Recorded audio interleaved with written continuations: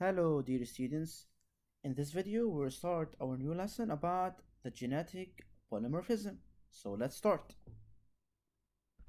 So in this video we're going to talk about part 1, chapter 1, biological diversity and the uniqueness of individuals, about the activity 2 in polymorphism. So let's start first about the cell. This is an animal cell. It contains the nucleus. We have the cytoplasm and we have the cell membrane. This animal cell should be drawn inside a box using a pencil and should be given a title, which is animal cell. Let's move first for this big question. Where is the genetic information found? This is the big question. We're going to answer this in the coming slides.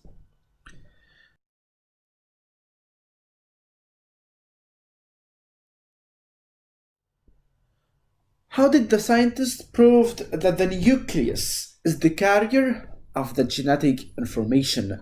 So nucleus carries the genetic information. They have, in this experiment, we have a black mouse, a white one, and a gray one. What did they do? They get the animal cell, a cell from the black mouse, the nucleus of a cell of a black mouse. We get the cell from the white, so we extract the nucleus from the black, so we get only the nucleus from the black mouse, and then we inject it into the cell that is anucleated. We get rid of the nucleus here and we transfer the nucleus, or we move the nucleus toward the cell of the white, so we injected into the white cell.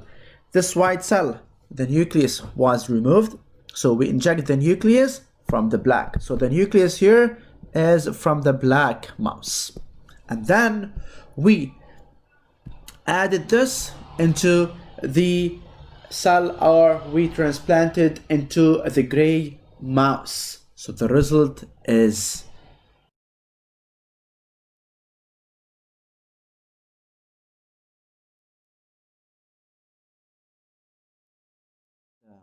birth of the black mouse. So we have a black mouse. So after injecting the nucleus of the cell of a black mouse, so we get the nucleus from the black mouse and injecting it into an nucleated cell. What the meaning of anucleated cell? Meaning that a cell that is deprived of the nucleus, without a nucleus. Anucleated cell of a white mouse. So the white mouse, the cell has no nucleus. So we inject the nucleus from the black one. And we transplant the zygote that is formed into the gray mouse. The result was the black baby mouse is born. So we have a black mouse. What does this indicate? This indicates that the carrier of the genetic information is the nucleus, and the genetic information coding for the fur, it doesn't depend on the cytoplasm. Cytoplasm means the cytoplasm of the white mouse, or it doesn't depend on the uterus. The uterus is from the gray one, so we get the uterus from the gray. The gray was the role of the foster mother, so it carries only the zygote. So the genetic information coding for the fur color doesn't depend on the nucleus or it doesn't depend on the cytoplasm or the uterus. It depends on the nucleus of the cell. So the nucleus of the cell contains the genetic information that codes for the fur. So here, as a conclusion, we deduce that the nucleus is the carrier of the genetic information. So as a summary, this experiment was done to prove that the nucleus is the carrier of the genetic information. So we inject the nucleus of the cell of a black mouse. So we get the nucleus of the cell of the black mouse. We inject it into an anucleated cell of the white mouse. So we get the white mouse, we removed its nucleus, so it becomes anucleated, and then we inject the nucleus from the black mouse into this anucleated cell of the white one, and then we transplant the zygote into the gray mouse. The gray mouse, it has the role of the foster mother. It only gives the uterus, so the color of the mouse that is formed is black. This means that the genetic information that goes for the fur color, it doesn't depend on the cytoplasm from the white, it doesn't depend on the uterus from the gray, but it depends on the uterus of the gray. It doesn't depend, it depends here on the nucleus of the cell that is injected from the black. That's why we have a black mouse. So the result here is the nucleus is the carrier of the genetic information. This is the structure of cell. We have a cell membrane. We have here the nucleus, nuclear membrane. We have a vacuole, mitochondrial source of energy inside the cell. We have the cytoplasm, the centrosomes. Chromosomes. What are chromosomes? Chromosomes, they are X-shaped structures. They look like an X shape. So they are called X-shaped structures. They are found inside the nucleus, and they are responsible for carrying the genetic information. The chromosome is composed of short arms, like this. These are the short arms. They are called short arms. They're called P arm, or long arms. They are called Q arms. Here in the middle, the nucleus is connected in the middle with something called centromere. And these two, they are called sister chromatids. This is the structure of the chromosome. It's called X-shaped structure because it looks like an X. That's why it's called X-shaped structure. So this is the structure of chromosome. As I said, these are the short arm. They are called P arm. This is the centromere in the middle. This is a constricted region in the middle. That is the site of attachment of two sister chromatids. This is the long arm. They are called Q arms, and these are the two sister chromatids. They are attached. This is the first sister chromatid, and this is the second sister chromatid. They are attached in the middle, the center, by the centromere. And here's the structure of the chromosome. So, structure of chromosome. Let's move to talk about the structure of a chromosome.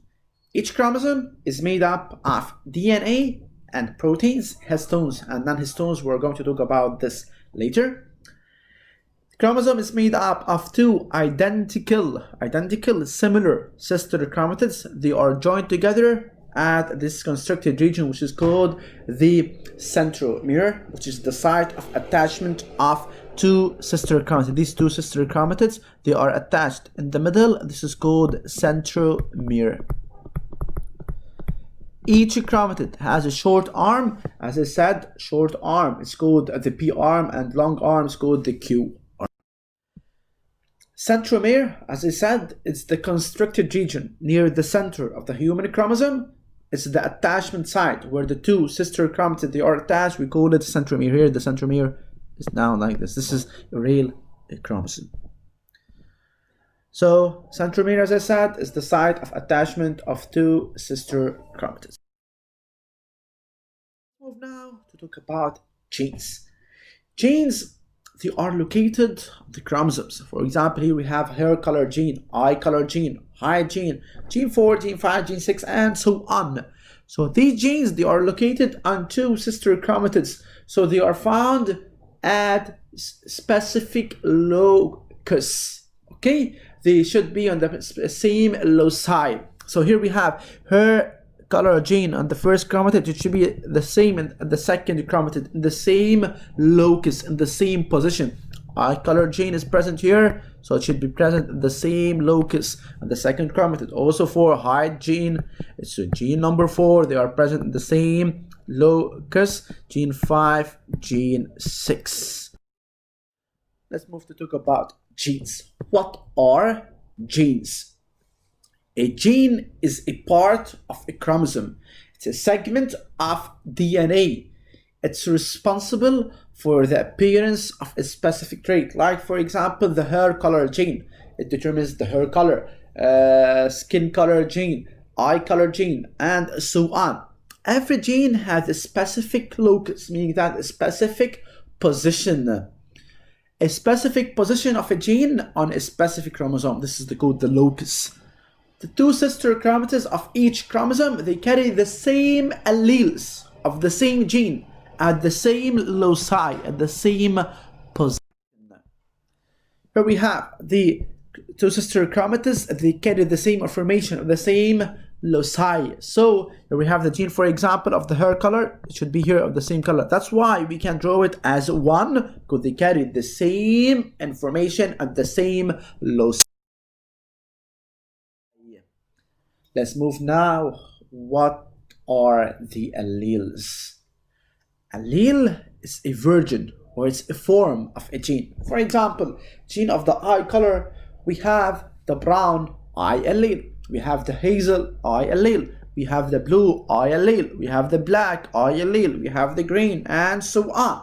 Gene of the hair color, we have brown allele, blonde allele, red allele, black allele, and so on. So the allele is a version, or it's a form of the gene.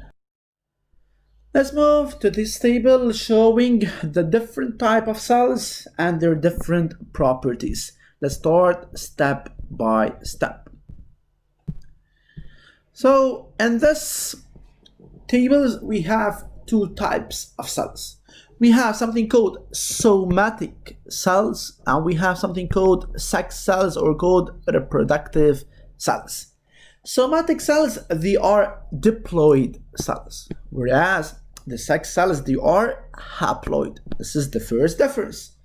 Second, somatic cells, all the body cells, they are somatic, except for the gametes. The gametes are not somatic. So all the body cells, skin cells, muscle cells, and so on, all of them, they are somatic. Moving to the sex cells, the gametes. Gametes, like the sperm and the ovum, they are example about the sex cells.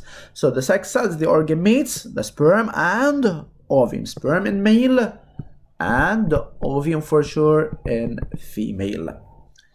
Somatic cells, they have two copies of each chromosome, whereas sex cells, they have only one copy. That's why the somatic cells, they have 2n number of chromosomes, whereas the sex cells, they have only 1n as number of chromosomes. In humans, somatic 2n equal to 46, whereas sex cells 1n equal to 23.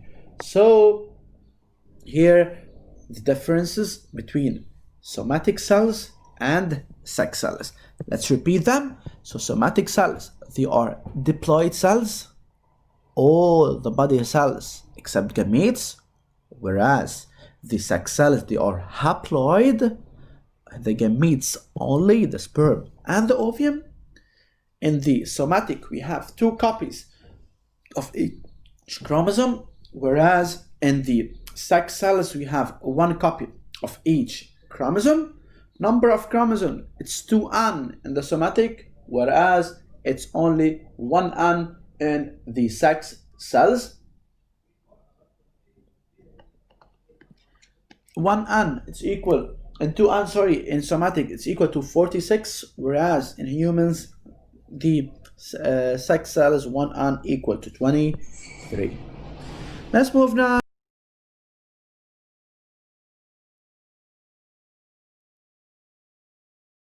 to talk about the figures. Here we have one copy of each chromosome. Here we have two copies of each chromosome. From this we can deduce we have one copy, so they are haploid cells, whereas here we have two copies, they are diploid or diploid cells. So di means two. Number of chromosomes, 1n equal to 4. So 1, 2, 3, 4. Here 2n equal to 6. 1, 2, 3. Okay. So in diploid cells or diploid cells, there are two copies of each chromosome. There are two copies of each chromosome. They carry the same genes, but they don't have the same alleles. They don't necessarily have the same alleles. So they are said to be homologous chromosomes. So in diploid cells, there are 2 copies of each chromosome. So chromosome number 1, we have 2 copies, chromosome number 2, and so on. So they carry the same genes, but they don't have necessarily the same alleles at the same locus. So they are said to be homologous chromosomes. These are homologous chromosomes. One of these chromosomes, since we said that we have 2 copies of each chromosome, one of these chromosomes is inherited from the mother. So one of these is inherited from the mother. That's why M, mother, maternal. So mother, maternal, mama. The other is inherited from the father. Father, it's papa, so it's paternal chromosome. So one of these chromosomes is inherited from the mother. It's called maternal.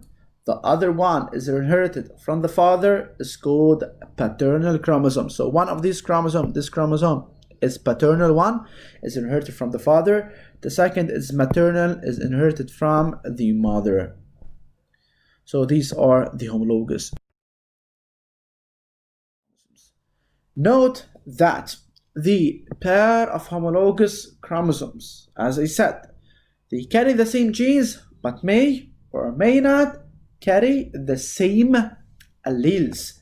The 2 sister chromatids of each chromosome are said identical, so they said they have to carry the same genes and the same allele. That's why they are called identical. So 2 sister chromatids are said to be identical if they carry the same genes and the same alleles. These homologous chromosomes, identical sister chromatids, they carry the same genes and alleles.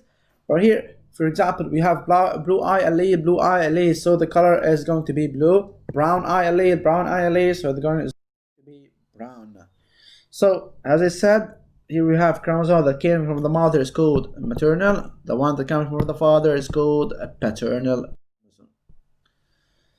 So here we have this small application. We have color of the eyes. So the color of the eyes. Here we have the blue and here we have green. So we have different alleles. They are homologous but not identical, since they carry the same gene but not the same alleles. Here we have blue allele, here we have green allele. Gene of level of thinking.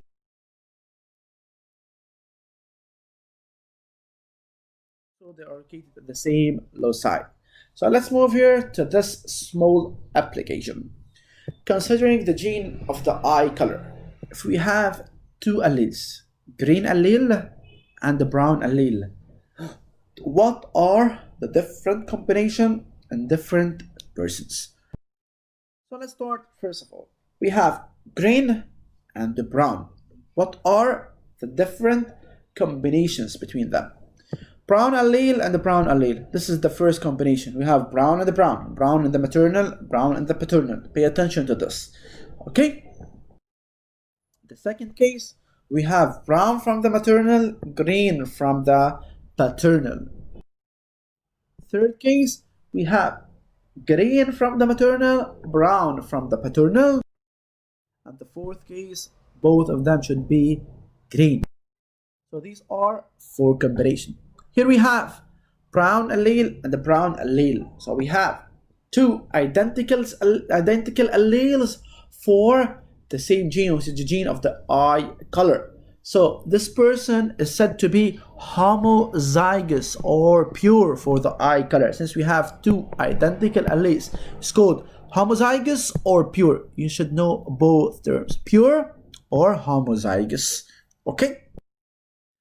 While this person having a brown and the green, they have 2 different alleles for the eye color. This is not homozygous. This is called heterozygous, or it has another term, it's called hybrid. So they are hybrid for the eye color. Third one, green and the brown also. 2 different alleles for the eye color. So this person is heterozygous, hybrid for the eye color. So hybrid or heterozygous. The last one, we have green allele and green allele. So we have two identical alleles for the eye color, so it's said to be homozygous or pure for the eye color. So whenever we have two alleles, they are identical, the individual is said to be homozygous or pure. When the alleles they are different, not identical, the individual is said to be heterozygous or hybrid. So here, when the alleles they are identical, they are the same, so the individual is said to be homozygous, pure, or homozygote. Or when the alleles they are different, the individual is said to be heterozygous or hybrid. So heterozygous and hybrid, two different alleles. Whenever we talk about same alleles, homozygous or pure.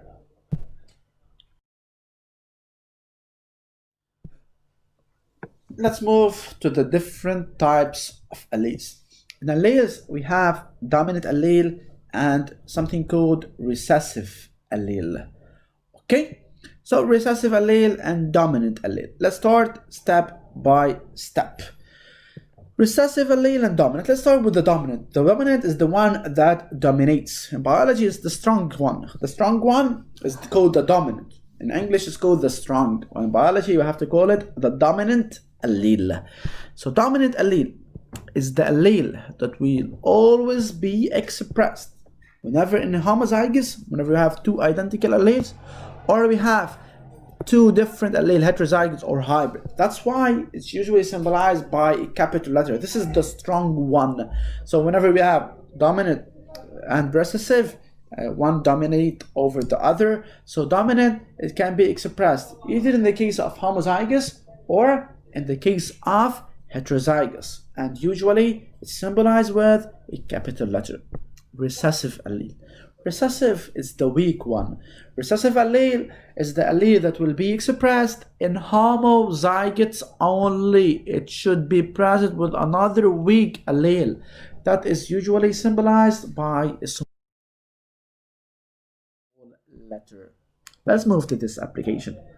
Considering the gene of the eye color, if the brown allele is dominant over the green, so the green here, it is recessive. Okay, so it's usually symbolized by a small letter. So it should have which letter? Green, let's have G, small g. Why the brown is dominant? So we're going to have a capital B. So before we move, we have to complete this table. So set of alleles of the eye color. Maybe we're going to have having a brown, we have two chances. Okay, brown, we have two chances. Here we have brown, here we have brown. So maybe it's going to be homozygous or it's going to be pure, BB. We said that the dominant allele, it can be expressed in homozygous or heterozygous. That's why maybe it's going to be BB or BG. So this is the case of the brown, BB or BG. From where did we get two B's or B and G? One of them is maternal and the other is paternal. BB is going to be brown, B is maternal, G is paternal, brown. Also we have another chance. It's going to be BG, another BG, brown. Someone is going to ask a question. How come we have two BG? Then the same? Yes, they are the same. Here we have to compare. B here is from maternal origin and G is from paternal. Here the opposite. B is from paternal and G is from maternal origin. So this is the only difference. But whenever we have to solve, it's going to be the same. They are going to be added. BG is going to be the same. It doesn't differ. Okay, it doesn't make a difference. So this one only to know that we can have B from the paternal origin or B from the maternal origin, and this is only difference. Okay, so all of them, they are brown here. But what about the green?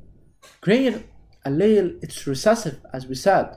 So it should be expressed only in the case of homozygous. Homozygous, it should be G small, G small. This G from the maternal origin and this G is from the paternal origin. So here the result is going to be green. So the green allele, since it's the weak one, it's the recessive one, so it should be expressed only in the case of homozygous. Whenever it's expressed in the heterozygous, like this case, the B will dominate over it. The brown will dominate, so the color is going to be brown. While the green, in order to be expressed, it should be expressed only in the case of the green. It should be expressed only in the case of homozygous. So here we have alleles. So these alleles, the set of alleles, we call them genotype. So genotype is the set of alleles, while the expression, the traits that are observed resulting from the genotype, they are called phenotype. I will repeat. So genotype is the set of genes and their alleles. So these are the set of genes and their alleles, we call them genotype. Genotype will determine the phenotype. Phenotype, it's what is observed. The traits that are observed to the outside, they are called phenotype. So here, B is dominant, so it's going to be brown. So genotype determines the phenotype. So it gives the phenotype. Phenotype, all of them, they are observed. The traits that are observed, they are called phenotype. While the set of genes and their corresponding alleles is called genotype. Okay, let's move now to a, let's say, you need complete for this. This is the table. Before we start, there is an important note. I used B and G, but I have to give symbols for this. Giving symbols is going to be like this. Let B capital be the symbol of the dominant brown allele over the recessive green allele. So this is the symbol of the brown. Let G small be the symbol of the recessive green allele with respect to the dominant brown allele. So these are the symbols of dominant and recessive. You have to give them before we start. If you start without telling me that the B capital is the symbol of the brown and G small is the symbol of the green, brown the dominant for sure and green the recessive, meaning that your answer is not clear and you won't get the full mark because you have a missing idea. Okay, because I don't know what is B and what is G, so you have to give the symbols. So symbols are very important before starting any genetic exercise. So this is the table as we said. BB is going to give brown, BG also is going to be brown, BG, as I said, I'm going to ask you what the difference. B is from paternal, here is from maternal. So BG also brown and GG is green. The set of alleles of the eye color is called the genotype, the set of genes and their alleles, while the phenotype is the observed trait. So let's move now to the definition of genotype and that of phenotype. What is the genotype? Genotype, this is Freyr's model. Freyr's model talking about, here we have always the definition here. Here is always the definition. Here we have the example. And here we have non-examples. This is not an example. Okay? So you have to be familiar with the Freyr's model. This is example, and this is not an example. So genotype is definition is the set of genes and their corresponding alleles. The genotype example BB, BG, GG. Let's move now. Which one of them is pure? Which one of them is hybrid? So BB is pure, since I have two identical alleles. GG, homozygous or pure, while BG is heterozygous or is called hybrid. This is not an example. Blue and tall. Who can give me the name of this blue and tall? They are genotype? No, they are what? They are the phenotype. They are the observed traits. They are the phenotype. Let's move now to the definition of phenotype. Phenotype, as I said, is the set of observed trait. The set of observed trait resulting from the expression of the genotype. So the genotype will give us the phenotype. Phenotype, tall, short, as I said, this is an example. Tall, short, black, green, whatever. This is non-example. This BB, BG, GG, they are the genotype. Okay, so you have to be familiar with phenotype and genotype. So as a summary, phenotype and genotype. Genotype is the set of genes and their corresponding alleles. This is the genotype.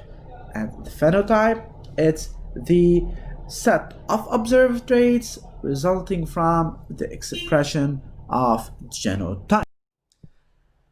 What is a graft? What is a graft? Graft is always the transplant of a tissue or an organ from one side to another in the same body, or from one body to another.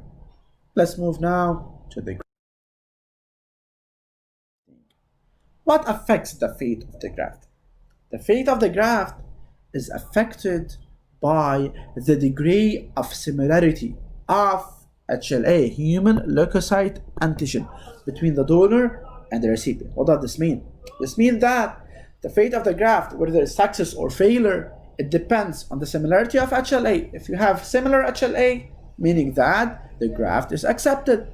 We have total differences in HLA, they are totally different between the donor and the recipient, so the graft will fail.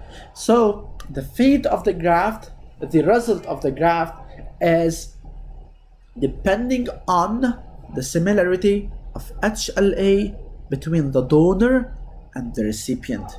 This is the donor, the one that donates or gives. For example, we have grafting of a kidney between Muhammad and Fatima, let's say. So between Muhammad and Fatima, Muhammad is going to give the kidney. So Muhammad is called the donor, while Fatima will receive the kidney. So Fatima, she is the recipient. So the donor is Muhammad because it's the one that donates, and the recipient is Fatima because Fatima will receive this kidney. Okay? So this is for the donor and recipient. Let's move now to the definition of some types of grafts. Let's start first with the first type of graft. It's called autograft. Autograft is the graft that is transferred from one body to the same, one side of the body to another side in the same body. For example, from my hand to my thigh, it's within the same body, so it's called autograft. While a non-example, from my hand to my friend's hand, this is not example. So autograft, this is a graft that is transferred from one side to another in the same body. So it's the graft that is transferred from one side to another in the same body. It's called autograft. Example, from my hand to my thigh, from my thigh to my face, let's say, this is called autograft. While non-example, from my hand to my friend's hand, this is a non-example. So this is about autograft. Let's move now to isograft. Iso, identical. So it's the graft that's done between two identical twins.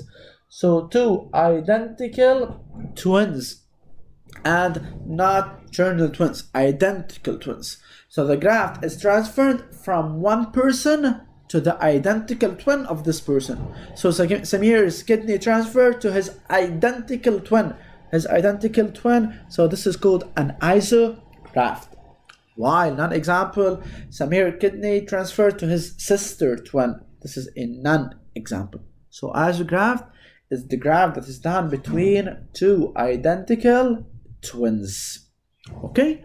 Let's move now to the third type of graft.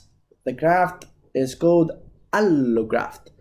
Allograft, this is the graft that's done between person to another within the same species. For example, from Maya to Rilla, from a cat to another cat, from a dog to another dog. So this is called an allograft. The graft is done between different persons that belong to the same species. Is called allograft. example about this from Maya to Rilla. This is an example, and non-example from a cat to a dog. Why this one is not example? Because from a cat to a dog, they are different species. From a cat to another cat, will be an example. From a cat to a dog, this is a non-example because it transferred from one person to another. This in the same species. Here we have different species, cat, dogs. And the last type of graft is xenograft. Xenograft, the graft that's transferred from one animal to another, and they belong to different species. For example, from a cat to a dog, they are different species, cat and dog, different species. While non-example, Maya to Rilla, they belong to the same species. So this graft is called allograft here. Okay, so as a summary here, let's repeat the 4 types of graft. The first type of graft is called autograft. Autograft is the graft that is transferred from one side to another within the same body. For example, from my thigh to my face, from my hand to my thigh, from my thigh to my hand, as so on. So it's going the same body. From within the same body is called autograft. While the graft that's done between 2 identical twins is called isograft. So isograft is the graft that is transferred from a person to the identical twin of this person is called isograft. Allograft, graft transferred from one person to another, but these 2 persons, they should belong to the same species. And the last type of graft is called xenograft. Xenograft is the graft that is transferred from one animal to another, and they belong to different species. For example, from a cat to a horse, from a horse to a dog, and so on. Different species. So these are the 4 types of graft. You have to study all the notes regarding the somatic cells and the sex cells. You have to know that the nucleus is the carrier of the genetic information, and you have to revise all the notes about genes, alleles, dominant allele, recessive allele, what the meaning of phenotype, and what the meaning of genotypes, and other notes. Okay, hope this video will help you to understand well these ideas. These are for grade 11, so we move from grade 10 to grade 11. So this is a good step for you guys. So watch this video and hope this video will help you to understand all the ideas mentioned here, and hope to see you soon. Thank you. Bye bye.